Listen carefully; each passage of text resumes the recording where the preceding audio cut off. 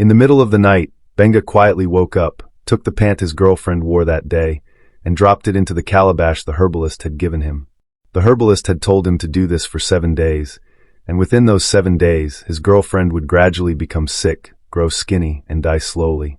Benga followed the instruction carefully. If only Benga knew who his girlfriend truly was. How this all ended will shock you. Benga had just returned from his herbalist, carrying the ritual calabash in his hand. He called his girlfriend Amina. With a slow, weak voice, pretending to be sick, he lied to her that he was very sick, that he couldn't do anything and no one could help him, that he wanted Amina to come and take care of him. Meanwhile, this was not why Benga had called Amina. He had called her so he could end her life because the herbalist told him that using his girlfriend was the only way for him to become rich. He was told to put his girlfriend's pants into the calabash in the middle of the night for 7 days. Within those 7 days she would become very sick, grow skinny, and slowly die. After she died, Benga would become rich. When Amina heard that Benga said he was seriously sick, she was so scared because she really loved him. Instantly she asked for permission from work, quickly went to the supermarket to buy provisions, went to the chemist to buy medicines, then rushed to Benga's house. Benga and Amina had been dating for 5 years. Benga had been a lazy man. He wanted easy money, money that comes in free ways. He believed he was not meant for poverty, and that one day a miracle that would suddenly make him a billionaire would happen. He started with gambling, sure bet sporty bets, but no matter how he placed his money he never won. When he did not get money from gambling, he started doing fraud, yahoo. When he did not get money from fraud, that was when he went to a herbalist for a money ritual. The herbalist said his girlfriend's pants were what would be used for the ritual, and, without hesitation, Benga agreed. Amina was the complete opposite of Benga. She was very hardworking. She paid Benga's house rent, and even bought shirts and trousers for him when his clothes were worn out. She loved and trusted Benga with everything. Amina arrived at Benga's house, but immediately after she stepped into his room she noticed something strange. Her fear turned into a warning. She knew something evil was coming, but she hid everything behind a fake smile. Benga lay on the bed, still pretending to be sick. He asked Amina to bathe before sleeping. Amina bathed and they slept. In the middle of the night, Benga took the pants Amina had worn that day and sneaked to where he had hidden the calabash. He opened the lid of the calabash. A faint, strange smoke rose from it, the smell of something old and unholy. Benga's hands trembled as he dropped Amina's pants inside. He waited a few seconds, then took them out again, exactly as the herbalist had instructed, and placed them back where she had kept them. He stared at Amina for a long moment, guilt and fear crawling in his chest. Then he whispered to himself, "Everything will soon change. I'll be rich. I'll make it." But somewhere deep inside him, something told him that what he just started would not end well. The next day, Benga was expecting to see the sign the herbalist had told him would appear on Amina on the first day. He woke up very early, restless and eager to see something happen. The herbalist had said Amina could start coughing seriously, that it would be the first sign the ritual had started working. Benga sat on the edge of the bed, watching Amina as she slept. He kept glancing at her chest, waiting for her to cough. But instead of Amina coughing, Benga noticed that he was the one coughing. At first, it was small, a dry cough that came every few seconds. But within minutes, it became strong and painful. He sat up, holding his chest, coughing so hard that his eyes turned red. Amina turned over and said softly, "Benga, are you okay? What's wrong?" He waved his hand. "It's nothing. Maybe I slept under the fan for too long," he replied, forcing a smile. Amina already knew what was happening, but pretended to care. Amina sat up halfway and reached for a bottle of water beside the bed. "Take this," she said. "You're coughing too much." Benga took the bottle, nodded, and drank a little. "Thank you. I'm fine," he said, pretending to be calm. But deep inside, he was confused and scared. This was not what the herbalist had told him would happen. "Why am I the one coughing?" he thought. He tried to ignore it, convincing himself that maybe the charm was just taking time to work. He went through the rest of the day quietly, trying to act normal. Amina cleaned the house, cooked breakfast, and played music from her phone. She laughed a few times talking to him, but Benga only gave short answers. His mind was somewhere else, thinking about the ritual and the calabash. Benga woke up again in the middle of the night. He went to where he hid the calabash. He knelt down and pulled it out carefully. He opened the calabash slowly. Then he took Amina's pan again, and placed it gently inside the calabash. After some minutes, he took out the pants and returned them to where Amina had left them. The next day, Benga noticed something strange again. His breathing was slow and painful. He forced himself up and walked to the bathroom. As he stood there trying to urinate, something unbelievable happened. At first, he felt a sharp pain in his stomach. Then suddenly, instead of urine, 5 small white maggots rushed out of his private part. Benga stood in shock, his eyes wide open. He couldn't even scream. "Oh my God! What is happening to me?" He stumbled backward, falling to the floor. His eyes were wide with horror as he looked down at the maggots crawling around the edge of the toilet. He felt dizzy, his heart beating fast. This was when Benga knew he was in big trouble. He stayed in the bathroom trying to understand what had gone wrong. That morning, Benga quickly left the house and went to the herbalist. Was Amina really a witch? No, Amina was not a witch. She did not have any evil power. But her grandmother, who raised her, was a great witch. She had given Amina a hand bead and a bead at her waist. These beads were meant to protect her from any evil. Immediately after Amina entered Benga's room that first day, and Benga told her he was sick, she noticed something was wrong. The waist bead gave her a sign. It began to move and tighten on its own. That night, Amina secretly called her grandmother. "Mama, something is not right," she whispered. "My waist bead is shaking by itself." Her grandmother's voice came calmly through the phone. "Don't run, my child. You are safe. I have already seen everything. Your boyfriend wants to harm you, but his plan will not work." Amina's hands were trembling with tears in her eyes as she held the phone. "What should I do, Mama?" Her grandmother told her not to run, that she would be safe. Amina's grandmother told her to pretend as if she did not know anything. She instructed Amina that in the middle of the night she should remove one of her waist beads and lay it on the floor of the room. Amina followed her grandmother's words exactly. That night, when Benga was asleep after he had done the ritual, Amina quietly got up, untied one of the beads from her waist, and placed it gently on the floor beside the bed. Then she went back to lie down, pretending to sleep. Then something unexpected happened. The waist bead that Amina had placed on the floor slowly turned into a small snake. The snake crawled silently into the calabash. As soon as it entered, the power inside the calabash broke instantly. The snake hissed once, destroying everything inside the ritual pot. So the ritual backfired on Benga. When Benga got to the herbalist's shrine, he was sweating heavily even though the sun had barely come out. The herbalist sat cross-legged on a mat, his eyes half closed. "Baba, there's a problem. Things are not going the way you said they would." The herbalist's eyes narrowed. "Tell me what happened." Benga took a deep breath. "You said by now she would start coughing, but she's fine. Nothing is happening to her. I am the one coughing. My skin is becoming dead." "Baba, this morning I saw maggots coming out of my manhood instead of urine," Benga said as he cried. The herbalist looked at him for a long moment, then gave a small laugh. "Benga," he said, "your girlfriend is not a witch, but she is not ordinary." Benga frowned. "Baba, what do you mean?" The herbalist leaned closer, his tone low and serious. "The real person protecting that girl is her grandmother. That old woman is far more powerful. She is the real witch. If you touch her child's blood, you touch fire." Benga's mouth went dry. "Baba, you mean her grandmother?" The herbalist nodded slowly. "Yes. And if you don't act fast, before the 7 days of the ritual end, you will die. Not the girl. The ritual has already turned against you." Benga's face drained of color. "Baba, I don't want to die. What should I do?" The herbalist stood up and walked toward one of the calabashes in the corner of the room.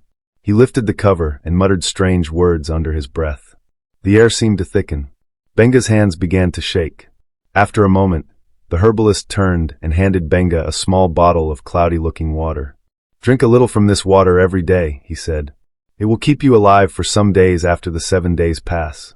If you don't drink it, you will die exactly on the 7th day. Do you understand me?" Benga nodded quickly. "I understand, Baba." The herbalist's eyes glowed slightly from the reflection of the firelight. He sat back and opened another calabash. Inside was a small condom tied with red thread and a tiny piece of black cloth. The smell that came out of the calabash was sharp and bitter. He raised the condom with care. "Take this," he said. "This one has a charm inside. You will use it on Amina." Benga's eyes widened. "A charm condom?" "Yes," the herbalist said. "You must sleep with her using this. If she refuses, sprinkle this powder on her body. She will come to you herself. But listen carefully. After everything, make sure you keep that condom very safe." If her grandmother's power touches it, you are finished. She can destroy it from far away, and once that happens, you will start to decay from the inside. Do you hear me clearly? Then the herbalist gave Benga a condom and a powder. The powder is to be used if Amina refuses to sleep with him. Benga swallowed hard. Yes, Baba. I'll keep it safe. The herbalist stared into his eyes. Benga, remember, this is the only way to save your life. Go before it's too late. When Benga arrived home, his heart was beating fast. The compound was quiet. The air was heavy. He opened his door and froze. Sitting quietly on his bed was an old woman. Her skin was wrinkled and pale, her hair white and wild. But to Benga's eyes, it was Amina sitting there in a wrapper, smiling softly. What Benga was seeing was Amina. Amina? Benga said. The old woman smiled faintly, her lips dry. Benga, how are you? She said in a soft, shaky voice. Benga's heart settled a bit. He didn't know that the real Amina had already called her grandmother earlier that day. Her grandmother had told her, "My child, leave that house immediately. Evil is near." Before Amina left, her grandmother told her to remove her waist bead and lay it on the floor beside the bed. She did exactly that and left quietly. It was that waist bead that transformed into an old woman, one who looked like Amina in Benga's eyes. That night, Benga lit a candle and sat close to the bed. The old woman, still appearing to him as Amina, smiled gently, touching his face. "You look tired," she whispered. Benga smiled nervously. "Don't worry, I'm fine." "Amina," he whispered, "I want us to be close tonight." Benga and the old woman slept together that night, and Benga used the condom. The next morning, Benga woke up. He stood up slowly and went into the bathroom to wash his face. When he looked down, his heart froze. His manhood was gone. He screamed, "What is this?" He rushed back to the room, trembling. But what he saw next nearly made his heart stop completely. The bed was empty, no sign of the old woman, no sign of Amina. Instead, lying on the bed was a huge snake. Its scales glistened in the dim light, thick and greenish-black. The snake's head lifted slowly, its tongue flicking out. Benga's breath caught in his throat.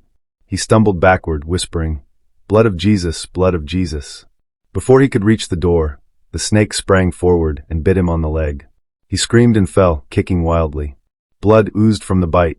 In panic, he grabbed a stool and threw it at the snake, but the creature only hissed louder, its eyes glowing like fire.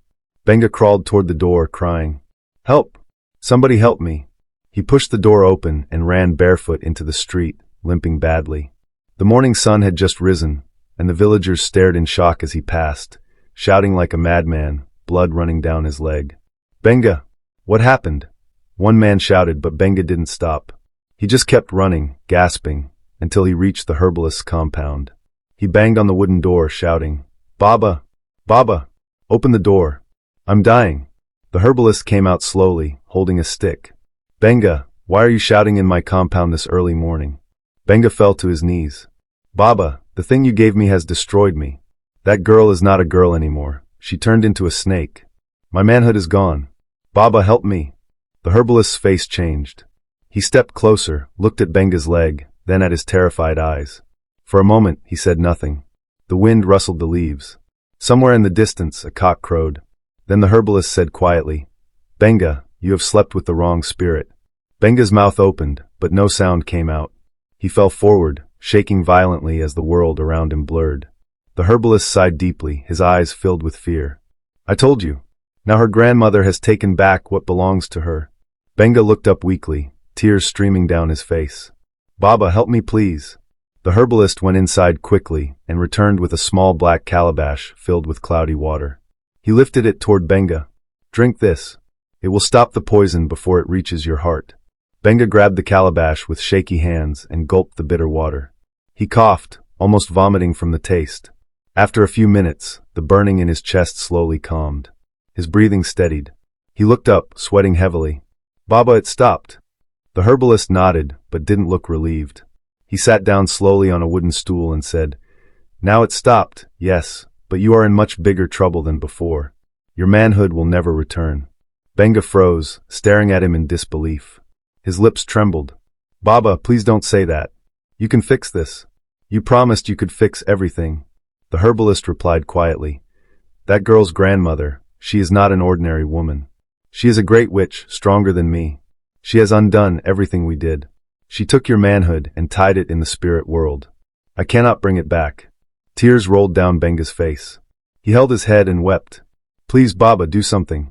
I will pay anything. I will do anything. The herbalist shook his head slowly. Money will not help you now.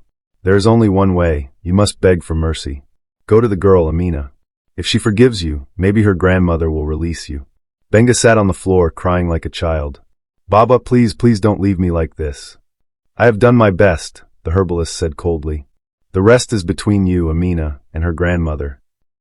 That night, Benga wandered through the city like a madman. His eyes were red from crying. He went to Amina's house, but her door was locked. He called her phone over and over, no answer. The next day he went to her workplace, asking everyone he met. Please, where is Amina? She works here. One of her colleagues shook her head. I have not seen her for days now.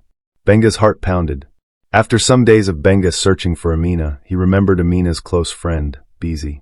He took a bike straight to Bizi's street and knocked desperately on her door. Bizi came out, shocked to see him. Benga? What are you doing here? You look terrible. Please, Benga said, tears streaming down his cheeks. Where is Amina? I need to see her. Please, I beg you. Bizi sighed and looked at him for a long moment. Did you hurt her badly, Benga? Why do you want to see her? I need to beg her, Benga said shakily. I need her forgiveness. Bizi wanted to know more about what happened to Benga. He couldn't explain to her. Bizi then quietly wrote down an address on a piece of paper. That is her grandmother's house in the village. If you really mean what you say, go there. By morning, Benga was on the first bus out of town. The journey was long and dusty. He sat by the window, staring blankly as the road stretched endlessly through thick bushes and scattered villages. His mind was filled with fear. When he finally arrived in Amina's village, the sun was setting. He walked down a narrow red dirt path until he reached a small compound surrounded by mango trees. In front of the house, Amina was washing clothes in a basin. When she saw him, she froze. Benga stopped a few steps away, his eyes swollen. Amina, he whispered. Amina frowned. Benga? What are you doing here? He fell to his knees immediately, tears falling uncontrollably. Amina, please forgive me. I am begging you. I am dying, Amina. Please, I do not want to die. Amina looked at him, confused and hurt. Forgive you? Benga, after everything you did to me? I know. I was stupid. I was greedy. Please, I did not know what I was doing, he cried. The herbalist said only you can save me. Amina's eyes softened slightly. She sighed. Benga, I have forgiven you already. But I cannot help you. Only my grandmother can return what you lost. Please, Benga said, shaking. Take me to her. I will beg her. I will do anything. Amina nodded slowly. Fine. Come with me. They walked quietly to an old mud house at the edge of the village. The air around the place felt cold. Strange symbols were carved on the walls, and dried herbs hung from the roof. Inside, an old woman sat on a mat, pounding something in a wooden mortar.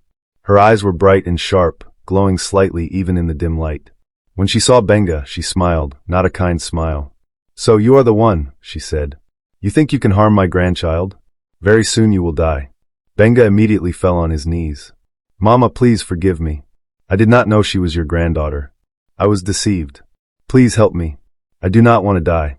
I need my manhood. The old woman laughed quietly. You think forgiveness is that easy? Do you know the pain you caused? I am sorry, Benga wept. Please, I will do anything. She leaned closer, her voice cold and slow. You and that herbalist touched what you should never have touched. You both called powers you cannot control. Now one of you must die. Benga froze. Mama, please don't say that. I do not want to die, please. Then kill the herbalist, the old woman said calmly. If you kill him, you will live. But if you don't, you will die. Both of you cannot survive. Amina looked at her grandmother in shock. Mama. The old woman raised her hand to silence her. The spirits have spoken. One of them must pay with his life. Benga trembled, staring at the floor. His tears fell silently onto the dusty ground. He had never killed anyone before, but the thought of dying filled him with dread. He lifted his head slowly. If that is what it takes, then I will do it. The old woman nodded, her face expressionless. Then go. Your life depends on it. Benga turned and walked out of the house quietly. The night wind blew through the trees as he made his way toward the road. His eyes were cold now, empty. He knew what he had to do. He was going back to the city, to kill the herbalist. Will Benga be successful in killing the herbalist? Watch out in part 2.